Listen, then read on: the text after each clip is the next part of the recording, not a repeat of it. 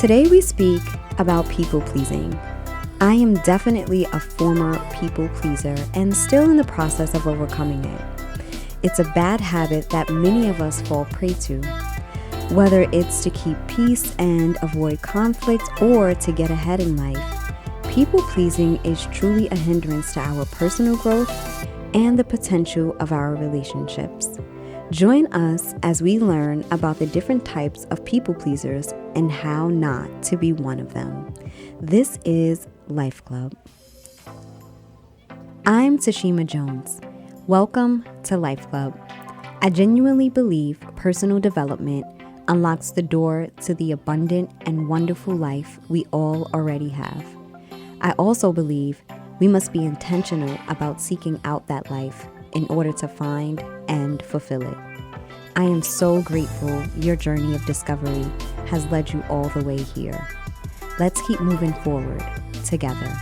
Once again, welcome to Life Club with me, Tashima Jones.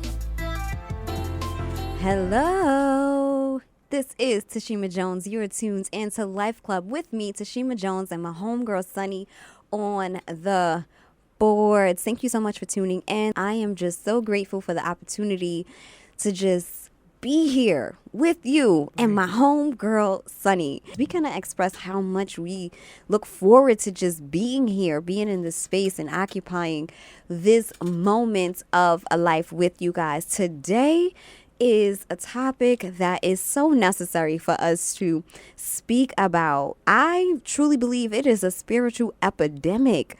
People pleasing. The habit of aiming to please those around us stunts our growth and hinders the very people we are trying to win over. What I know for sure is that there is no way to please everyone all of the time. And as Lauryn Hill once said, first they hail you, then nail you, no matter who you are.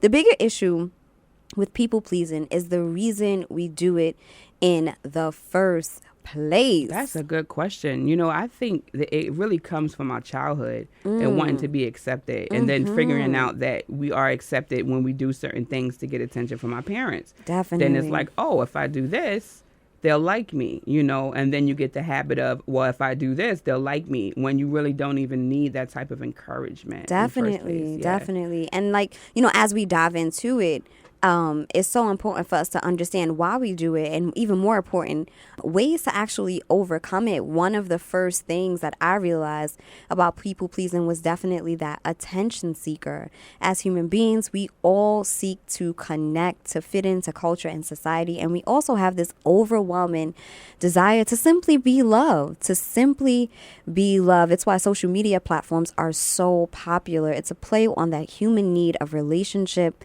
and adoration. The danger in that, though, is that when that desire becomes an obsession for praise, you know, speaking about what you said, you know, being in performance-driven households or really a performance-driven society. Right. When we're honest with ourselves, things are so rewards are so based on what we achieve and how we interact with people. And this is truly one of the reasons why we seek to appease others, is the attention. And it's that natural desire to be loved. Human beings were made for relationship.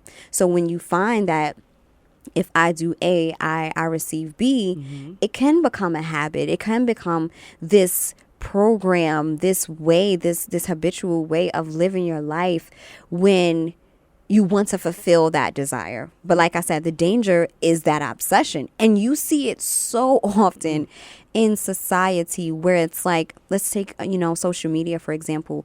You may post one photo that might get 10 or 20 likes, and then you post another photo that may get over 100 likes. And being a people pleaser, being an attention seeker, you may very well start to post more photos that receive that response. Right. And the danger in that is, number one, society and culture, we shift depending on the day of the week, depending on the weather, depending on what's hot and what's not at the moment. So when we start to do those things and when we start to seek out the attention based on external things and external opinions, you're always going to have to change. You're always going to have to switch up how you do what you do.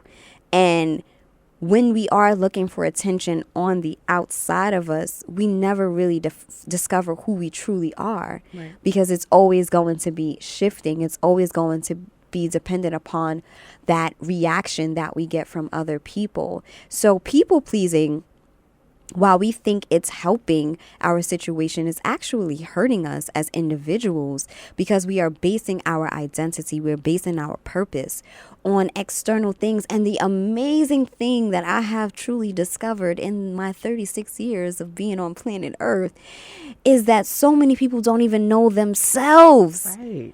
So when we're seeking confirmation, when we're seeking what's it called?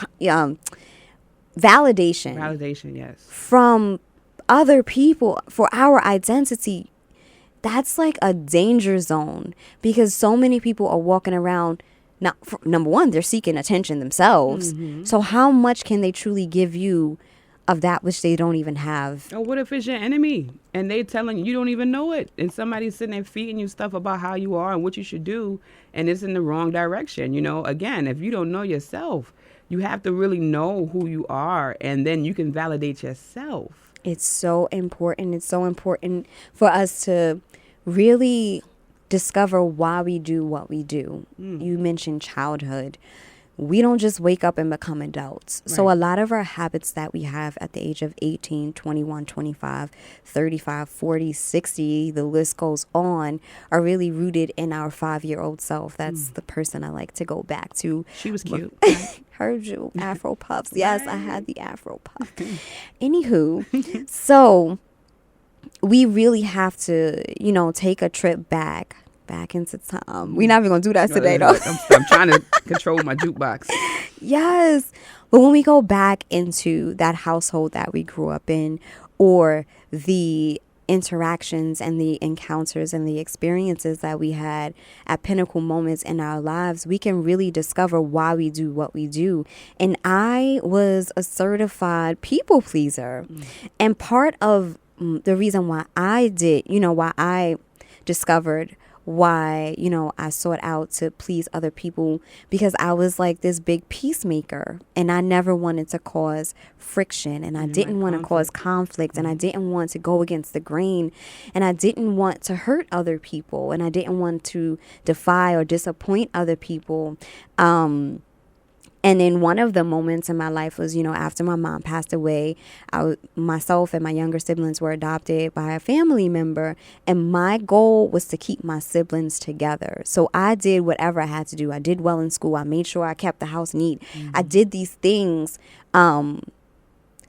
to stay together with my siblings. And even for that to even be in my imagination, that goes back to my childhood, where I literally saw family members be taken out of the household by social services, and I saw families broken, and I saw these things happening.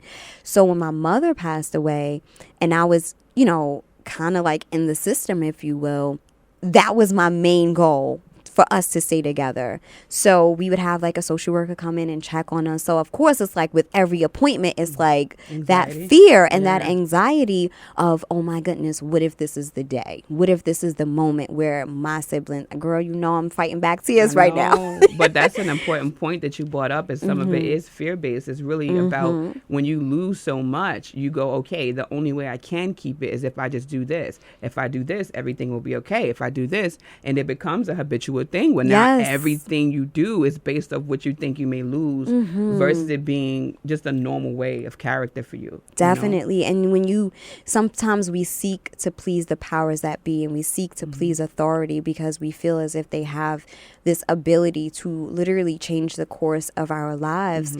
And oftentimes those are the people that we seek to please, people, the gatekeepers, people who we think can give us a promotion, who can give us, some type of access that we don't believe that we have the power to create in ourselves.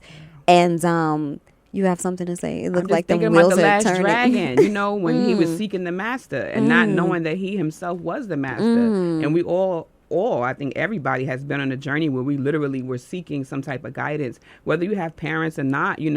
You want that type of nurturing energy to kind of feed you. But the purpose of mentioning The Last Dragon was you have to give yourself that energy. It is not an outside thing. And it's the total opposite of what we've been taught. Even in the movie, he was taught by his master, quote unquote, right? The moves that he needed to survive. But it wasn't about that. It was about his internal moves. It was about what was in his mind and his spirit that would lead him to where he was going.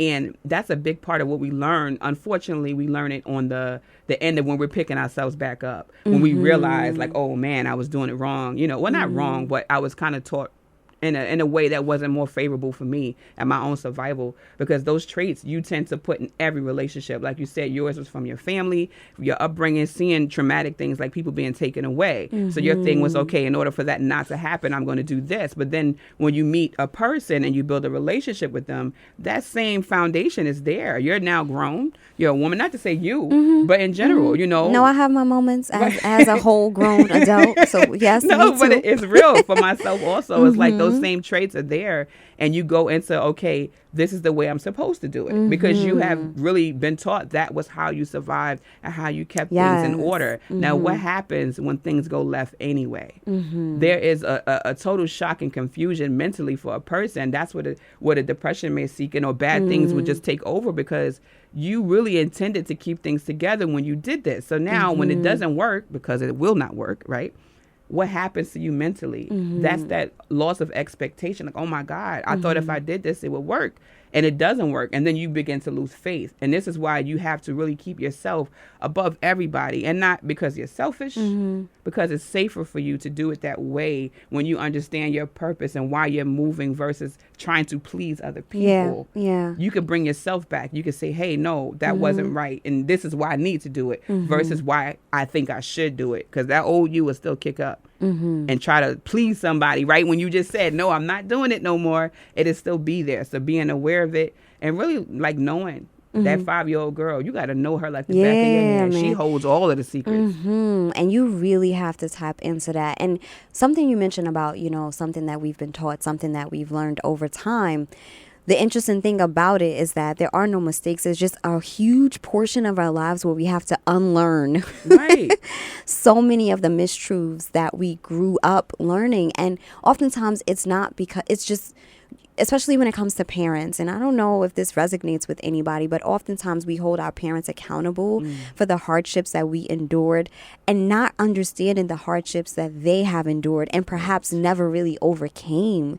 And it's so important for us. I remember a moment in my life where I was able to forgive that 5-year-old self in my mother or in the adults that were in my life because we hold on to those, I guess, points of despair and disappointment, and we spend almost some of us spend a lifetime pointing the finger and blaming those who we were inherited to, right? We were under their care, in a sense. And then it's like when you can see the little girl in your aunt, when you can see the little girl in your mother, when you can see the little boy and your father, listen, your it's 2019. Anywho, when you see that 5-year-old self in the people who were, I guess called to like govern you for a certain portion of your life, you're able to forgive, you're able to move on, and you're able to understand that even, that whole idea of forgive them for they know not what they do. Some people really don't know. They don't. They really don't know. And in their heart of hearts, they really believe that they are doing the right thing and they're doing their best. So it's so important for us to tap into that little person on the inside of us. And then there will become a point in which you are able to heal that person and you're able to kind of bring, that person to where you are currently. The amazing thing about forgiveness is that it takes faith. It takes faith even to forgive. It takes faith to really even dig into that person that you used to be, and make that connection. It really takes your imagination to really revisit those points of hurt and those points of just disappointment, shame, guilt, whatever the case may be, those points of fear, and to be real with yourself. I think an important part of people pleasing is asking yourself, why in the hashtag, am I doing this? I like that. Like, why am I really doing this? Why am I saying yes to this when my heart is screaming no? Why am I saying no when I really, really want to do this? Because that's the other thing. It's like sometimes our heart is screaming yes. I think we get kind of caught up in the things that we should say no to. But there are plenty of things. There is an abundance of things that we need to be saying yes to. We need to allow ourselves to say yes to the thing that gives us joy, the thing that gives us peace, the thing that gives us freedom in certain areas of our life. And that's the craziest thing about life itself, or just the journey, that hero's journey, is that we have been conditioned to say no, that we never really opened ourselves up to yes. We learned the 10 things that we can't do, but what are the hundreds of thousands of things that we can do? And we really have to reprogram our minds to what it is that we can do. It's kind of like, don't eat of that tree, but there's like a boatload of trees that we actually garden like back there. Like it's a whole plethora of fruits, mangoes, passion fruits, all of that good stuff, apples, pears. I'm like, what else is on the tree? Look. I know, right? Like all of these, like amazing, and there's so much that we can say yes to. And we just have to get to that point where we allow ourselves to say yes, to really like just open ourselves up to everything that we can do, to everything that we can be a part of. Be open to receive your blessings, honestly, because the same things that we identify as things that we need to reprogram are the things that will hold us back from being open. And that's why this process is so important, because you'll find the treasure in those same things. Like that's really how you get to the fruit, if you think about it. But it's about when you change your perception and you look at those moments where you were not open, and when you were people pleasing, when you were not of your best self because you didn't know any better, and really knowing that, I'm going to hold myself accountable, but understanding I can forgive myself because I didn't know any better. And now I'm open to learning how I'm supposed to do this. I'm open to figuring out what the real way is for me, and not what they told me it was, or not what I thought it was, because I was under the impression that I was supposed to move a certain way to make everybody like me, so now it's like, okay, I get it now what? I'm open. Just be open to receive and ask for guidance. Say, I don't know how to do this because I've been taught the wrong way the whole time. Like that's reality for a lot of people. So when you could acknowledge that, I'm sure like the right people will come to you. It won't even be like you have to walk up to a stranger like, hey, you want to figure me out with me? No. Like you'll meet people who are like, yo, me too. I'm lost. Like, all right, cool. Let's like not be lost together. Exactly. So, yes. So we talked about the attention seeker. We talk about the peace pleaser. And there's just one other, people pleaser I wanted to speak about, and that was the opportunist. Ooh. That's the one that has like this hidden agenda. So how many people do I have to please to make my way to the top? And there's a lot of us floating around out there now. What I will say is that the opportunist has gotten a bad rap because it is important for you to take advantage of opportunities that are set before you. But I think when you manipulate your way into opportunities, that is like the bad guy. That's the person that, frankly, not everybody wants to really be around. I'm just being honest. But how about we could see you? I just want to make that clear. Is that when you do things like that of that nature, if you are a well-versed person with spiritually, I believe you can spot that a mile away, and you're going to be like, hey now, sir, I see you. What do you want? And then you can, I don't be, girl, I'm from Harlem. I'm not offended anymore when I come across those type of people. I look at them from a perspective of not being on a level where they understand that's not really the way you're supposed to do it. That's not really an authentic version of you if now you're coming to me. Not because so much you have something to bring me and to offer, but you're like, hey, what can I get from what you got? And I think, like you said, it's important to have an intent to say, who can I network with? Who can I connect with that's going to take me to the next level? But how do you go about doing that? Are you like, hey, I heard you got this thing that I need? Or are you really out there genuinely building bonds and relationships with people so you can get to the next level? I feel like personally, that's the way you should do it. That's an authentic way to connect with people. It's not forced. It's not like, yo, I got this thing. You got that thing? Come on. No, it's like, oh, hey, you know what? I think it'll be perfect. And it'll kind of just mesh. When you're an opportunist, like I said, first off, we see you.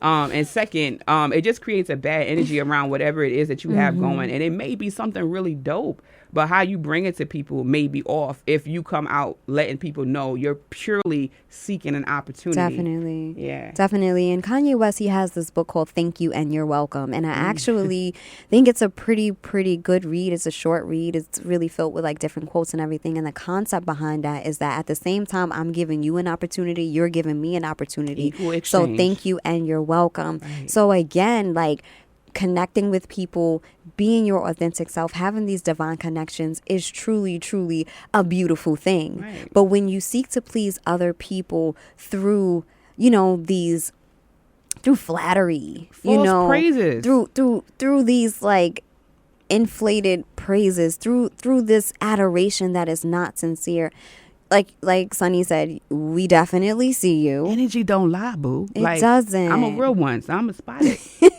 So it's so important for us to just be aware of that. And oftentimes we're always pointing a finger at like these haters out there, these opportunists out there.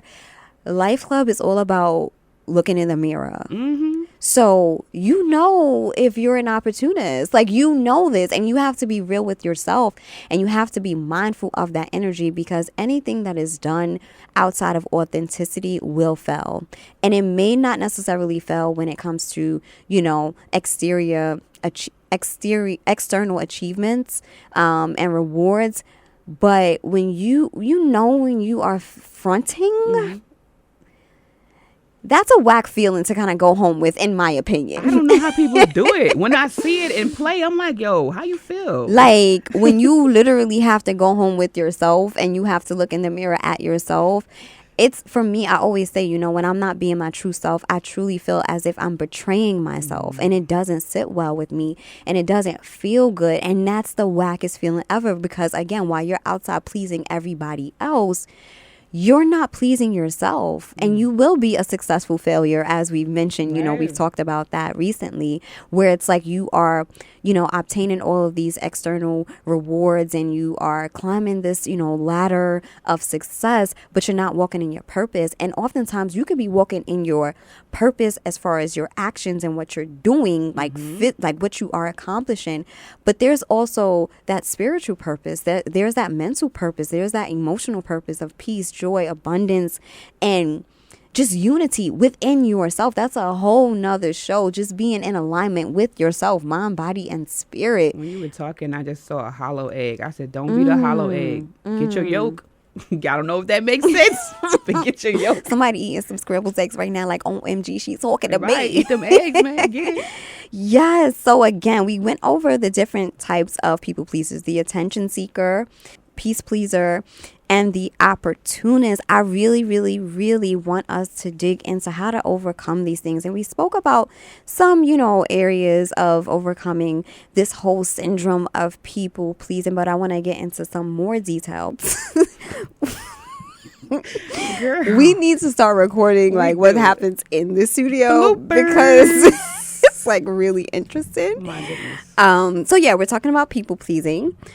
We spoke about the different types of people pleasers. You have the opportunist, you have the peace pleaser, and you have the attention seeker. So we wanted to dig into different ways of really, you know, like taking a beeline out of this type of behavior and really overcoming it so that you can reach your fullest, highest potential. Now, again, like we mentioned earlier, the why. Why is it that we do what we do? Why is it that we feel the need to please? Like I mentioned earlier, part of the issues that I had was just trying to keep the peace, you know? So being real with yourself, understanding why you do what you do. The deeper issues regarding people pleasing is the fear of disappointing others and the lack of self-awareness. It is so important for us, like you mentioned earlier, to know ourselves, to know who we are, to know our purpose, because when we walk in purpose, we have a direction. I think oftentimes confusion and doubt and just not really having clarity will lead you into distracted, you know, paths of distraction. I think it's a lack of confidence too. Then you don't believe it. It's like, okay, it's not real because I'm not confident to believe I deserve it. So why could this be real? Definitely. So it's important for us to really find a foundation. For example, for me, when I truly started to break free of come on, Sonny, we gotta keep it together. We gotta keep it together. So yes, we have to get a cameraman in here. That is the next step. It's something that we've been talking about. Yes. Okay. So when I started to break free from the people pleasing, one of the things that I would do is, like, if I'm sitting at a table with a group of people and they're having a conversation and they might be gossiping about somebody, I wouldn't necessarily add to it with my own opinion, but I'd giggle, I'd like pretend as if I kind of agreed. Right. And I stopped doing that. I stopped giggling. I stopped engaging in that atmosphere of conversation. And what I realized was that people didn't like it. Oh, they think you're better. So I think when you do decide to overcome this idea of people pleasing, overcome this idea of, going with the norm and the status quo, if you will, you're going to ruffle some feathers. You're going to disappoint some people. You are going to shift that atmosphere that you are in. So be ready for that. Right. But if it takes that for you to be your true, authentic self, it's so worth it. It is so worth you really coming out of that space and being yourself. Yeah. And the one thing that I totally know for sure is that when you are yourself, you give others around you the opportunity to be themselves. And not being yourself hinders people from being their true selves. Right. Because oftentimes we are mirrors to other people. So when we self-actualize and we become our fullest self, if that's even like makes sense, you are able to then reflect or deflect the people around you, and a lot of times when people see you growing, when people see you developing, when people see you making moves to better yourself, it's a mirror to them. And oftentimes, whether they agree or disagree, it's really their opinion, their perspective of who they are. Right. So if you decide to self-actualize and people are like, keep going, that is a glimpse into how they see themselves. And if you inspire somebody, it's because they have a spark that needs to be lit on the inside of them. And that's a great thing. They actually love themselves enough to say, you're doing a great job. And you know what? I can do better too for myself, But if you have these quote unquote haters, which that's a whole nother show as well, those are the people who aren't ready to see their true selves. Those are the people who aren't ready to really put in the life work that they need to put in to better themselves. Again, we don't have enemies. We don't have haters. It's just our perceived reality of people. It's what we think about ourselves and then how we project that image and that opinion upon other people. Right. So there's no enemy that exists outside of our mind. Right. And we have to really recognize that, because that's the very thing that sabotages us moving forward, is having, this negative perspective of ourselves. And we have to really, really own and accept that. Yeah. We have to, because again, you can have these conversations. All right, you walk into a room and you create a whole story about somebody's life that you haven't even said hello to. And I know I'm not the only person who does that. It got to the point where I was like, I wonder what that person's life is like, versus me creating a whole entire life for them. Based off of how they look. And it's not necessarily a bad thing, it's just like, I wonder what like this person ate for breakfast. And then they probably went to this job. They probably have this number of kids. They probably live in like this whole, scenario. And we have to really recognize and listen to our own thoughts, listen to our self-talk. So when we step outside of this role of desiring to please other people, we are going to shake up some foundations. We are going to shift some platelets. We're going to shift some land. We're going to shift some things. So truly be ready for that. And then the next step is finding out what pleases you. Finding out what brings you joy, finding out your needs and your wants, because there's a difference. Right. Finding out, well, what makes me happy? And what conversations do I like to have? And what are the things that I enjoy doing? What are the things that bring me fulfillment? Oftentimes, people pleasers are never really thinking about themselves. They're always trying to get into the mind of the people that they are trying to please. And it's so funny because sometimes we don't even know if we're really pleasing them. Right. It's just our assumption of what never pleases be them. enough. Oh, my goodness. Then what? And what I realize about that is that a lot of times when we are trying to get into the mind of other people, it's really a reflection of what we think of ourselves. And it's like, okay, if I do it this way, then I know they're going to think this is dope. No, you in your mind really think that's cool because you didn't have a poll or a survey about what other people think is popping. It's your personal opinion, right? It's your personal opinion, again, that you are, I guess, hearkening on to somebody else. Because there's sometimes when you do things that you thought was popping and nobody even pays attention. Right. You know what I mean? And this doesn't make it less popping though. Exactly. Right. But we have to own our own thoughts and we have to truly discover what pleases us. We have to really discover what it even means to please yourself. I am at this point in my life where, and I was asked, well, what do you do for fun? And at this point in my life, I have recognized that there is no earthly thing or being that can truly bring me fulfillment. And the only thing that does bring me fulfillment is the force of life, the source of life. And I am in this space of consciousness where it's like, okay, teach me how to be fulfilled in this space. Because I feel like I'm on my third life. And I have really come into a place where it's like, oh my gosh, not even purpose will truly satisfy me. And that's and it's fulfilling and it makes me happy and being in alignment and understanding, just learning myself and all of these things. But there's nothing that can truly sustain me other than spirit. Right. And it's to the point where it's like, I'm like, food doesn't even, because, I like to munch on stuff. And lately it's like food doesn't even taste the same. I feel, how Hitch, we like that movie where it's like food, color has lost its luster and food has lost its, like that's where I am. And it's a beautiful space to be in because it's not to say that I am not satisfied, but it has brought me to this level of eternal pleasures and really understanding what happiness is and understanding what joy truly is. So just kind of, again, I see the Matrix pulling the cord out of, the back of them when they're in that little chair. Yes. So unplugging from what I thought brought me pleasure to really just being awakened to this like life of true bliss. Right. I think what you mentioned was like non-attachment.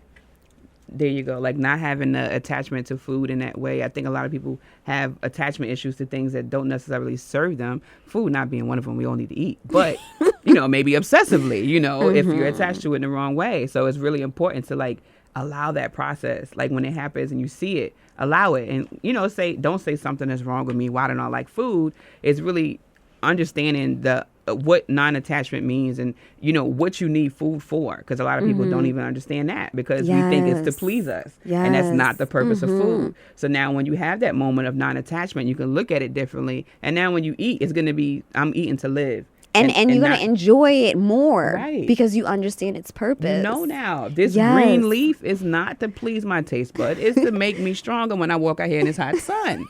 It's the purpose behind it. So yes. And the other thing that's so important is for us to understand that we are living beings. Like we are living beings. So when we try to seek life in things that are dead, like material possessions, cars, clothes, even, degrees and education and academics, like all of these things, they can never sustain us because they are not alive.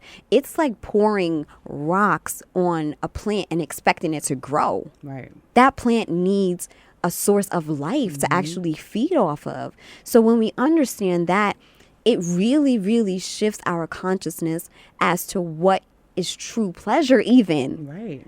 Like we haven't even scratch the surface of what it truly means to be in joy. Like to be in joy, to truly enjoy something.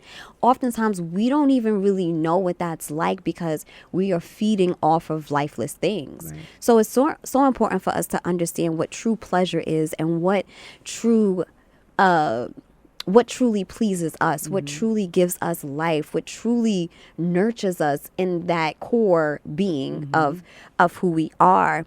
And then once we understand why, we seek to please people and what type of people pleaser we may be, and then we start to, have that change of habits. And again, there's someone who says, it's not about changing your behavior, it's about changing your heart posture, right? Because that then changes your behavior. And oftentimes we're trying to work from the outside in when it's really a mind thing, when it's really a heart thing, when it's really a disposition of where your spirit is. Right. It's so important for us to ask ourselves and ask the source of life these big questions about who am I? Why am I here? Why do I do and say what I do and say? Asking those big questions about life, because that truly opens up your consciousness to receiving the answer. Yeah. So again, once we find out what type of people pleaser we are, we decide that we don't want to be this person anymore, because it not only hinders the people from around us from growing, it stunts our growth as well. We then start that process of detachment, and we start that process of changing. And sometimes I must say that it does start with the behavior.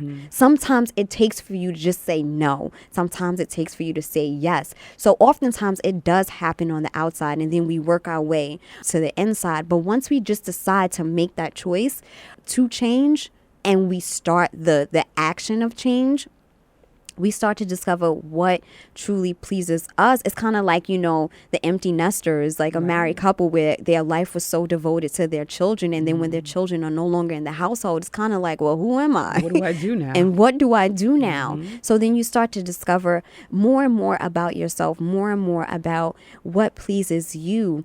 And then that is going to lead you to love. And that's my favorite part. And again, one of the mantras or scriptures, if you will, that really, really changed my life, and I really, really believe it's part of the foundation of my life, is to love others as you love yourself. And you have to love yourself in order to truly love other people.